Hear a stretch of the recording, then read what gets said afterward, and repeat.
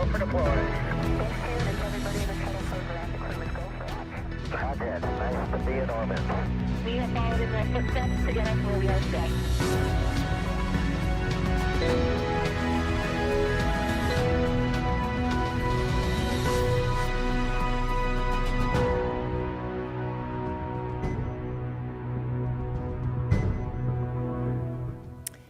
Good evening, everyone, and welcome to NASA's Kennedy Space Center. I'm Reagan Scharfetter here in Florida, where NASA SpaceX Crew-10 crew members are currently quarantining in astronaut crew quarters ahead of their launch to the International Space Station no earlier than Wednesday, March 12th. Joining us today virtually are Commander Anne McClain, pilot Nicole Ayers, JAXA astronaut Takuya Onishi, and Roscosmos cosmonaut Kirill Peskov.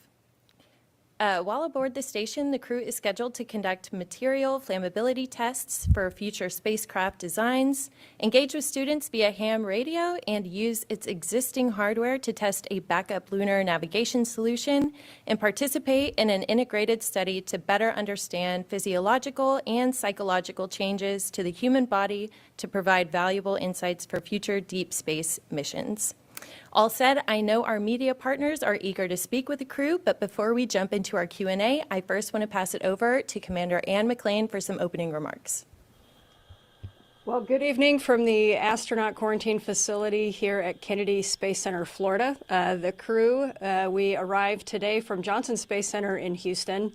And it's really great to be down here. We got to fly in along the coast of Florida and look at the launch pads, and we're really looking forward to this mission and to talking to you about it this evening. Our crew of 4 people, myself, Anne McClain, Nicole Ayers, Kirill Peskov, and Takuya Onishi, we all come from very different backgrounds, different space agencies. We're excited to talk to you about our journeys. And just want to give a little bit of a background of this specific crew and our training to get to this point. We were each assigned to the Crew-10 mission somewhere around the early fall of 2023. So we have been training for about a year and a half for this specific mission to the International Space Station. I know that sometimes it can seem like launch dates move, and this one certainly has a little bit. But the mission that we have to the International Space Station has been the driving force and what we have been training for. We are ready to go with kind of whatever comes up over the next 6 months. Reagan, you mentioned some of the science experiments. We're going to have planned and unplanned maintenance to keep the space station running. We have a plethora of science experiments, both inside and outside of the space station. We have spacewalks. We have visiting vehicles, which include robotics. We have the potential of getting private astronaut missions. And so all of this has been included in our preparation, and we're ready to take your questions on some of that preparation or anything else that you'd like to hear about. Now jump into our Q&A using our phone bridge. And for those of you on our phone bridge, please make sure to press *1 to jump into our question queue and *2 to take yourself back out. And with that, we are going to start with Chris Siegel.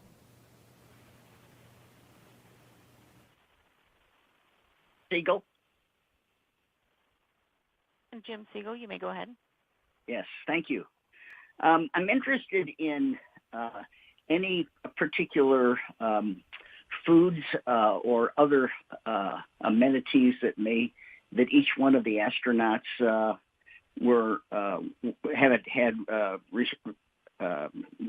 received in this particular mission. Did they request anything in particular, and what would that have been? Thank you.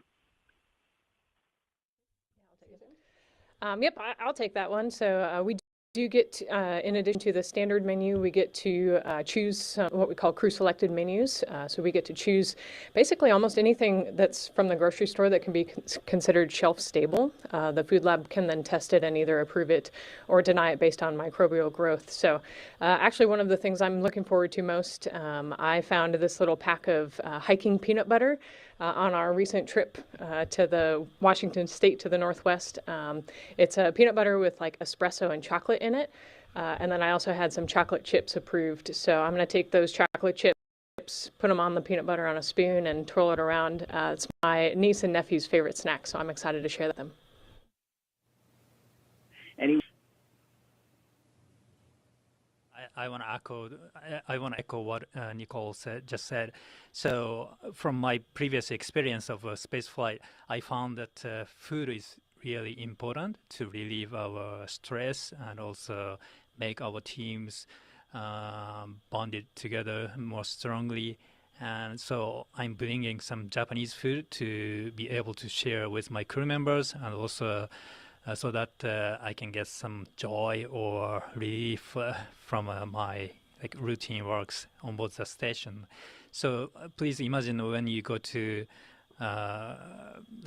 foreign countries, maybe for the first couple of days, you may look for something new food, but once you get used to a new environment, you get tired from the new food, and you might want to some local food you get used to. You get used to. So the same thing happens in space. I missed Japanese food a lot. So this time I'm bringing a lot of Japanese food as my crew personal food. So I'm really looking forward to enjoy those Japanese foods. All right, we will go to our next question, which will be Marcia Dunn. Good evening. For Anne, you've surely been talking to Butch and Sunny. What are they telling you? Are they pushing you to hurry up since they can't leave until you get there? And are you taking any presents or surprises up for them to celebrate the end of their unexpectedly long mission? Yeah, thanks for the question, Marcia. We certainly talk to the Crew-9 astronauts more and more frequently as we get closer. We're about to be housemates here in a few days. Their spirits are high. But it's important to point out that as the mission date was getting set, there was a swath of a couple months where it could have landed. And as crew members, we don't get tied to any one date. One of my favorite sayings is you don't really know your space destiny until it's there. And so they really are in good spirits. Of course, they're ready to come home, and of course, we're ready to launch. But the most important thing is that we do both of those things safely.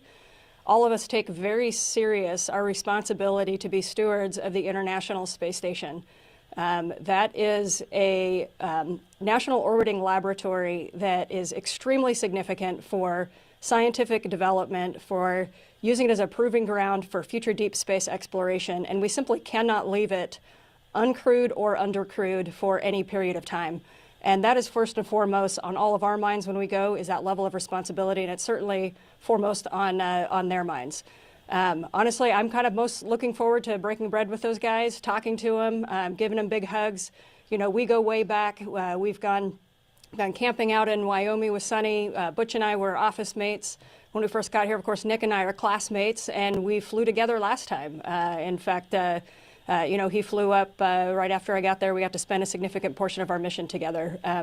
And so, of course, everybody is ready to, like I said, we're ready to go up there. They're ready to come home. But we're not overly tied to when that happens. We are really appreciative to our program managers, NASA, SpaceX, for making the decision based on technical readiness of the equipment.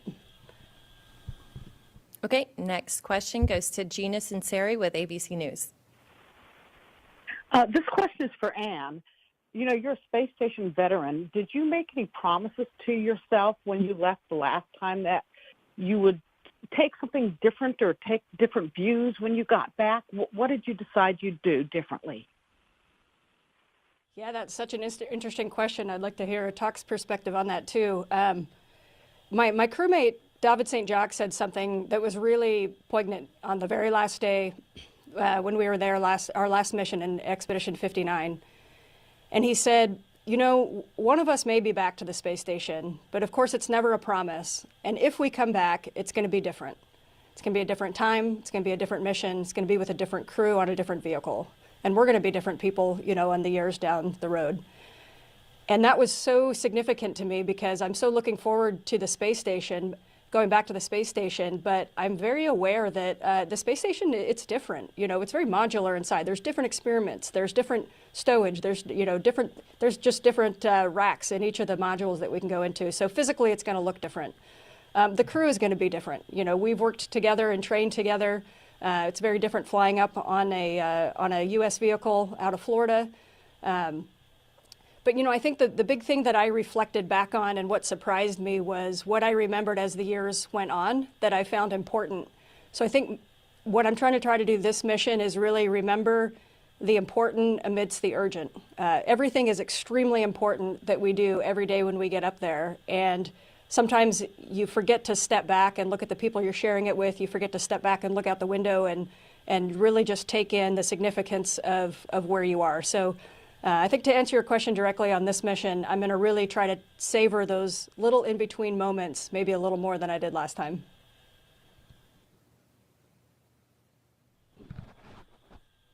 So during my first space flight, I worked very closely with my lead JAXA flight directors, and I thought that job was much more challenging than I initially thought. So I thought I needed to get to know the other side of operations. So I decided to get qualified as a JAXA flight director post-flight, and I went through the training as a flight control team member, and I finally got qualified, and I worked with my colleagues of JAXA flight control teams. So now I can say I know the both sides of ISS operations, so I believe I can do a better job for this time. So that's something I really looking forward to for this time. All right, we'll go and we'll pass it on to Jonathan Seri with Fox. Thank you so much for taking the time to speak with us this evening. My question is for both NASA astronauts. In addition to being a research mission, Crew-10 is also part of the process that will allow Butch and Sunny to return to Earth. I'd love to hear you share your thoughts on the duality of this mission, or whether you approach it as you would any other space mission.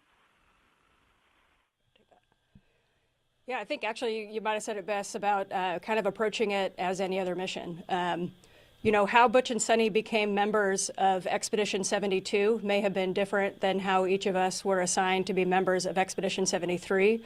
But the fact is they are members of Expedition 72, doing all of the same procedures, maintenance, and tasks that all of our crews do.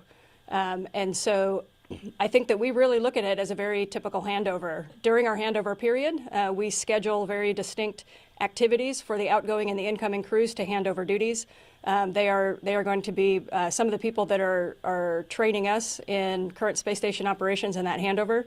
And I think it's important to remember that space station has been in low Earth orbit for about 25 years and continually crewed during that time. A typical duration for a space station mission is about 6 months. But just in the last 10 years, we've had 5 U.S. astronauts that have flown over 290 days. And so the duration that Butch and Sunny have been flying is a little bit longer than our typical 6 months, but it's also not on the higher end of what we've seen over the last 10 years. And so we're looking forward to getting up there, but I think most of all, it's going to be a very typical and nominal ISS handover. I would just echo what Ann said. I think that our ISS program manager said it great earlier this evening, that we are prepared for almost anything here at NASA. That's one of our strengths. We're always ready with a backup plan. And so that backup plan turned into our primary plan, where now Butch and Sunny have become part of Expedition 72, and really excited to high-five them and get the handover from them and take the watch after they go home. All right, we'll go to Will Robinson-Smith with Spaceflight Now. Hi, thanks for taking the time to talk with us this evening. Question for Nicole. You're the first member of your astronaut class that flies to head up into space. I wonder, have you had a chance to really talk with your classmates about that? And are you bringing anything up in honor of the fly's first foray into the space station? Thank you for the question. It's an honor to represent my class and be the first one, but I think that all of us were ready at the same time, and so it could have been any one of us that got picked. And so I'm honored and grateful to be the one making the first step. I don't want to ruin the surprise. I am flying something for all of them, but I don't want to say it out loud at this moment, but I am doing some special things for the flies. And I'm just excited to share the experience with them. there was nothing but love for me when I got announced for this mission, and there has been nothing but love and support from my crewmates and my classmates this entire time training. So it has been, like I said, a true honor and pleasure training with this crew and getting to know all of them, but also continued support from my classmates, and excited to high-five them on orbit as well as we do handovers in the future. And we'll pass it on to Miles Duran with CBS News. Hi, good evening. For Anne McClain, we heard your remarks at your arrival this afternoon. You spoke passionately and at length about the importance of the ISS and of having leaders of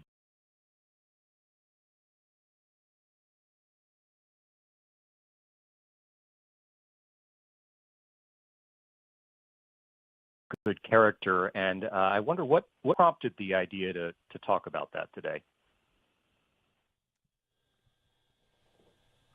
Gosh, I think, I've really been in awe of watching how in the last couple of months our programs at NASA and the management at SpaceX have been working through some significant technical challenges and always coming out on top. And it really struck me how, these missions are not easy. They are so complex. And it takes a very large team of people who are doing work that at times is thankless.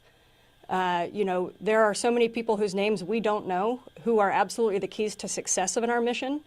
And I think that I have been very humbled by that. And so I think as we flew down to Kennedy Space Center this afternoon, I was just thinking about that. I was thinking about the agency flight readiness review that was going on today. I was thinking about all of the technicians that have their hands on the rocket, on the capsule right now. And there are so many people that are getting this ready. As four pilots sitting here, our background are all pilots, we're used to pre-flighting our aircraft. We go and we check every single system, every single compartment on the aircraft we'll open up and look at. We look at the logbooks. We can't do that on a rocket or on a capsule. We rely on other people to do that. So I think that's what inspired my words, was just kind of coming in with a heart of gratitude for all the people that are really making this mission a success. And we'll go to Josh Dinner with space.com. Hi, thank you. Speaking of checking every system, was the crew consulted or have any input in the decision to swap spacecraft, and how was that news received? Yeah, so those decisions are really made by our program management level. And I will say that our engineers and our program managers keep the astronaut office and the flight operations directorate very well abreast of everything that is going on. We're aware of all of the technical issues, but we have an entire commercial crew program that is really the one that makes those decisions. And I can tell you that one of the things that I've reflected on is the strength of the NASA review and technical review processes. We look at firsthand data, we analyze it against our own standards, we define it, we have robust and sometimes heated conversations back and forth with people that may or may not agree. And I can tell you that I very much have faith in the answers that come out of those meetings. We have some extremely, extremely talented people working within NASA and in our commercial partners that are making those decisions. And we'll go to Mikio Tanabe with NHK. Thank you for taking my question. This question is for Onishi-san. So this will be your second time to stay at the International Space Station, and you will become an ISS commander while you are staying the ISS. So can you please talk a little bit about how you are going to play your important role as an ISS commander, how you will help every crew member accomplish their mission and handle an emergency situation if it happens? Thank you. Hi, thank you for the question. So, as you said, I will be the ISS commander for the first half portion of increment 73, and I'm really looking forward to that new role. And basically, the duties and responsibilities of the ISS commander is, first of all, to make sure that all crew members are safe, and also the International Space Station is also safe.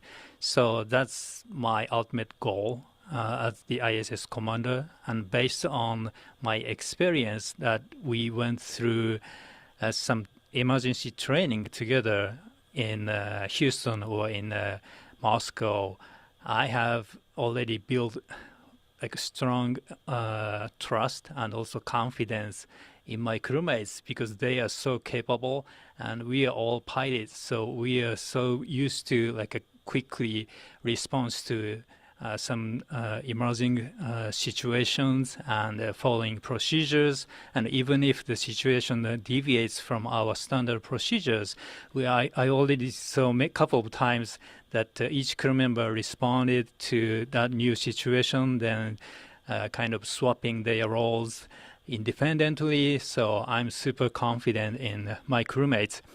So everything should be good for us. Then as the commander, I want to make sure that everybody is happy with my decisions. So I will try to make sure that I listen to everybody's opinions before I make any decisions, and also I'm always be open to any feedback from you guys. So thank you very much. And we'll pass it to Paige Reynolds with KRDO TV. Hi, congratulations to you all. My question's for Nicole. Can you just describe how your upbringing in Colorado Springs and Woodland Park, both schooling and the community, has guided you to get where you're at today? Yeah, thank you for the question. I love to highlight Colorado. It's one of my favorite places. I grew up there.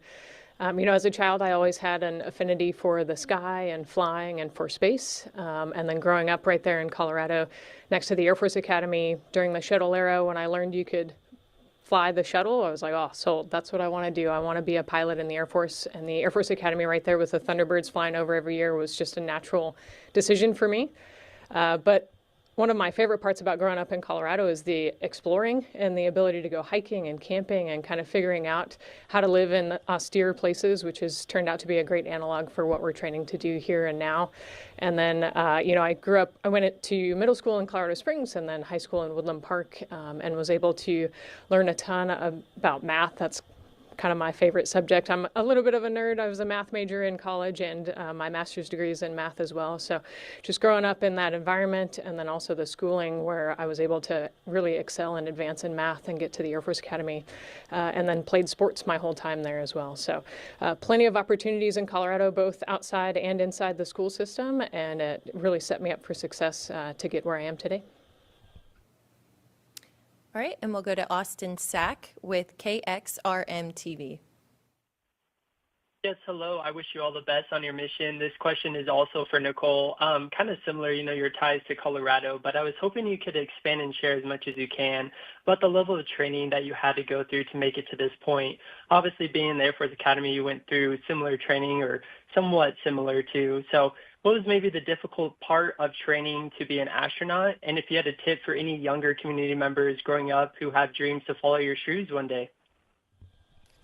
Sure. Yeah, that is a wonderful question. Going to the Air Force Academy, it's a military academy, obviously, so you go through basic training and then went through a lot of different programs while I was there. I then went on to get a master's degree and went on to pilot training. And then I learned how to fly the T-38, and then I learned how to fly the F-22. So each of those are formal courses for the Air Force. And then I came here and started the formal course, the initial training for us as an ASCAN. So 2 years of initial training followed by a year to a year and a half of training for this mission. So I like to say that I've been just living in a training environment for most of my career, but I've learned a ton, and I'm excited to go execute this mission. And I think that what I would say is that one of the most challenging parts of our training here in ASCAN training is the neutral buoyancy lab and learning how to do a spacewalk. As a F-22 pilot, we were kind of on the operational tip of the spear.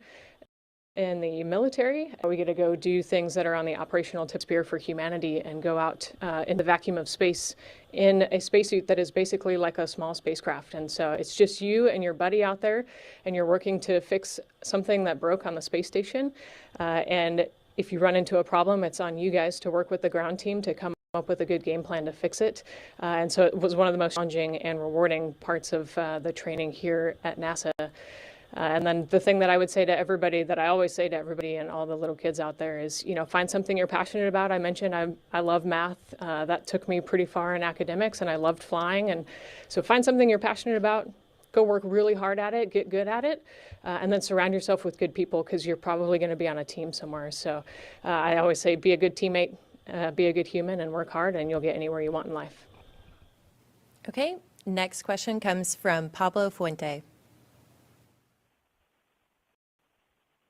Hi, thank you for doing this. My question is for Anne.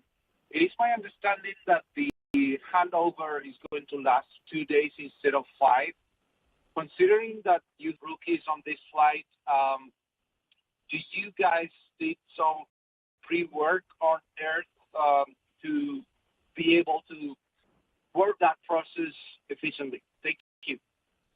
Yeah, that's a great question on the handover. I appreciate that. And of course, as mentioned in the mission management press conference right before us, it will be a potentially shorter handover.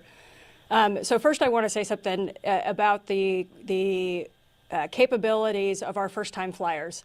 And that is, if these first-time flyers, if nobody was on space station and we weren't with them, they could absolutely go up and do the space station mission.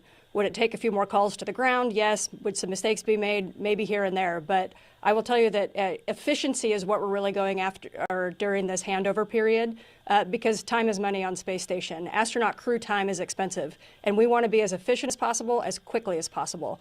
And so the question for handover, it's not one of safety, it's not one of mission accomplishment, it's how efficient can we get?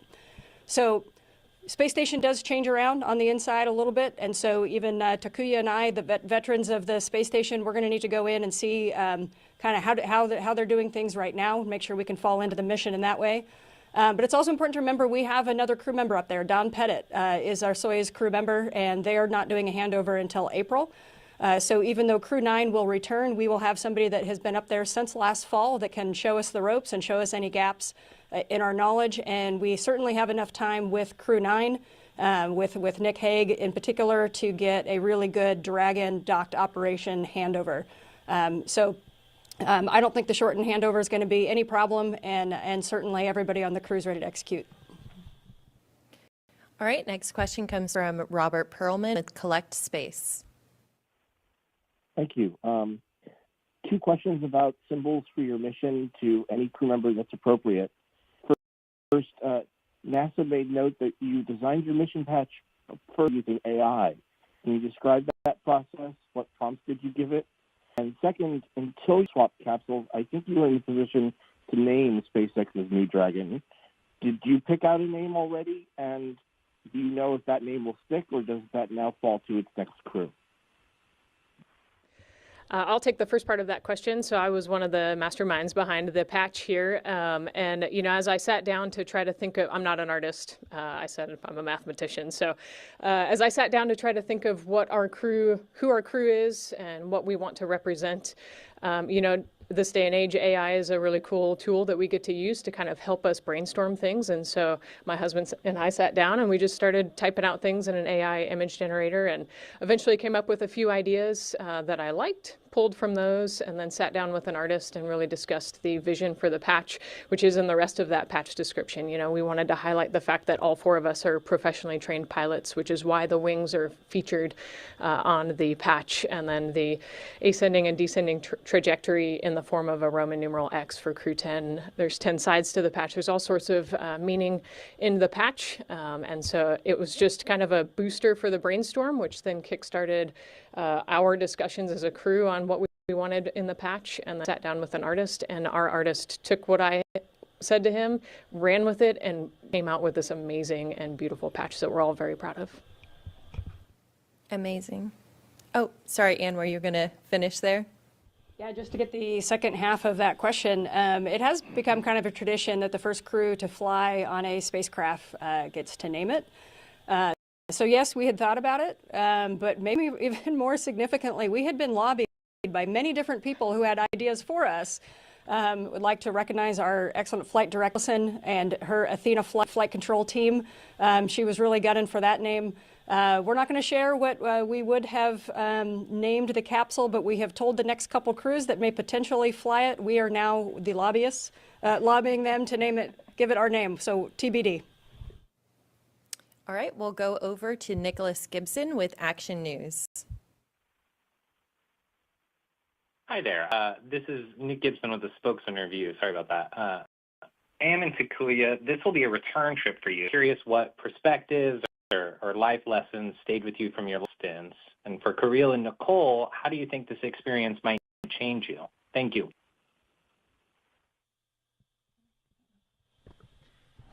So in addition to my experience as a JAXA flight director, so I flew to the International Space Station in 2016, so it's been already 9 years, and since then, I'm sure there are a lot of progress is our operational systems as well as our research. So I really want to see those progresses in our operations and research.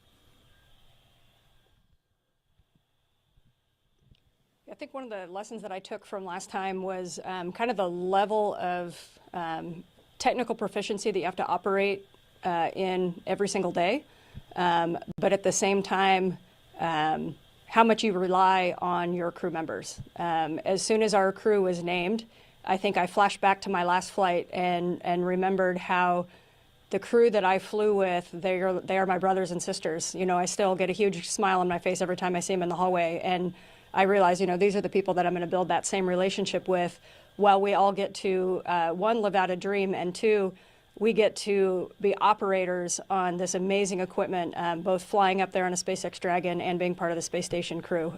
So I think I'm just really humbled by the magnitude of the experience.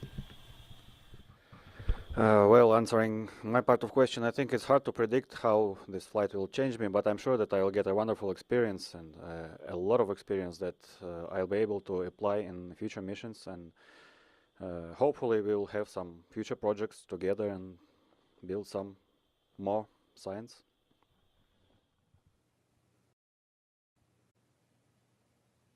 And I think for me, I'm excited about the view, getting to see the world from that perspective. But I've talked a lot about teams this evening, and I'm excited to share the experience with this team, but also to see the team that we are on the ground. You know, no borders. You can't see borders from the space station. So I'm excited to see how all of us individuals form into one world while we're up there.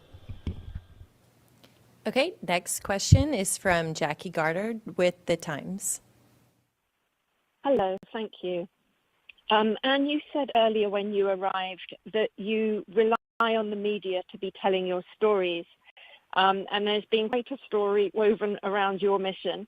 So after you've rescued Butch and Sonny, for each of you, what is the activity or project or experiment that you're most looking forward to that will define your part in the space station story? Thank you.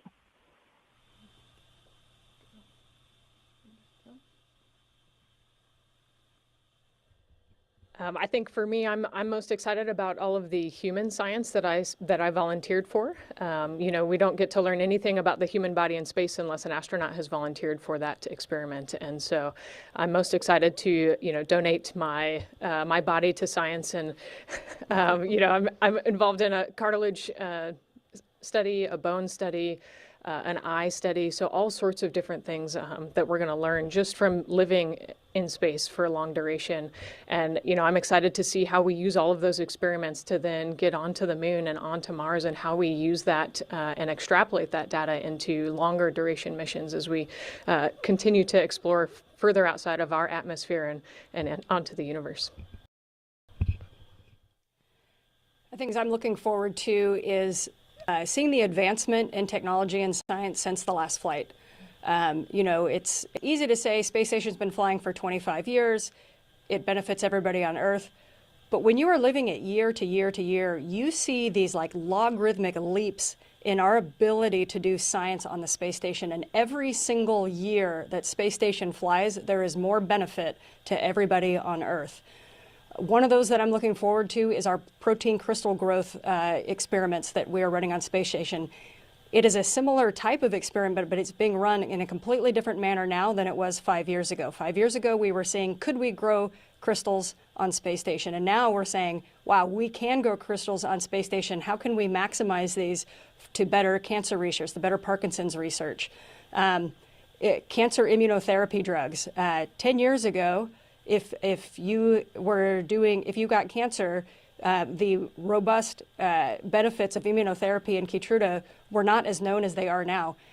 The rate at which we were able to learn about those was significantly increased on space station. So I think what I'm looking really forward to is kind of comparing how we do things now to what we did 5 years ago, and then being part of one of those breakthrough experiments that is going to happen on 2025. And we're going to find out what that is when we're there. So one of the experiments I'm really looking forward to is called ELF, ELF. That means electrostatic levitation furnace. So instead of building a furnace with thick metal walls around, we use electrostatic force to levitate the sample and also control its position. And we use lasers to heat it up to 3,000 degrees Celsius. To understand how the material samples behaves at such high temperatures, such as viscosity and surface tension and so on. We can use the same technology on the ground, but the range of materials we can levitate is very limited on the ground because of the existence of the gravity. So that's why we do this experiment in space. Then the reason why I'm really looking forward to this experiment is in 2016, I worked on the initial checkout of this experiment device.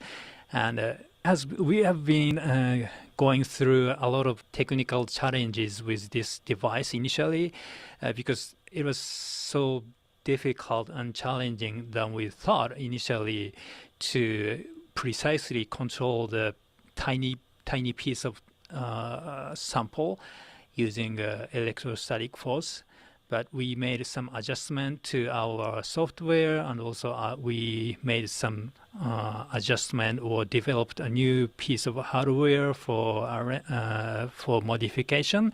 Then now it became a super active, one of the most active experiment machines working in the Japanese experiment module right now. So I can't wait working on that experiment device again. Our next question comes from Yusuke Tomiyama. Hi, thank you for taking my question. I have two quick questions for Mr. Onishi. I remember that you clearly stated your ambition to land on the moon shortly after the Japan agreement to send Japanese astronauts to the moon. I would like to ask you again about your current thoughts and motivations on future lunar mission. The second question is that over the decade, you have been one of the youngest astronauts in JAXA since you were selected as an astronaut candidate in 2009. Now, two new astronauts joined JAXA. Are there any changes in your mind after having junior colleagues as astronauts? Thank you. Thank you for the question. So, yeah, as an astronaut, of course, I want to go to the moon if I get a chance. But I'm sure everybody wants to do the same thing. Then everybody is also trying to do their best to achieve the goal. So I think it is important to try to always do my best in any situation that I'm given. So yeah, of course I always dream about going to the moon, but right now I just focus on my current mission, this ISS Expedition 72, 73, and by achieving, by showing our team's capability throughout the mission could lead up to achieving my childish dream in the future. So that's my goal for now. And as you mentioned, we have now two new ASCANs in JAXA, and they are already my good friends. So I know they are so capable, and also they are still young, much younger. One of them is much younger than me, so I guess she has much more chances than I, because I'm getting old and I don't know how much time I have left in order to make my dream comes true. So I wish them best luck in their future explorations and also their first future space missions as well. All right, next question goes to Sergey Yumitov. Hi, everyone. My question is actually for Kirill. Kirill, how are you feeling ahead of your first space flight? And have you received any tips for your Roscosmos colleagues who have already flown on Crew Dragon space?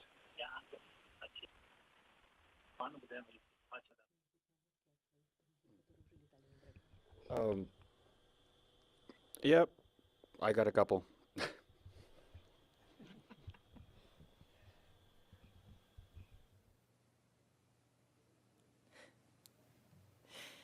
All right, I think that will go ahead and conclude today's Crew News Conference. Again, I want to extend a huge thank you to our crew, as well as all of our media partners who have dialed in today, and for every one of you who tuned in today using NASA Plus.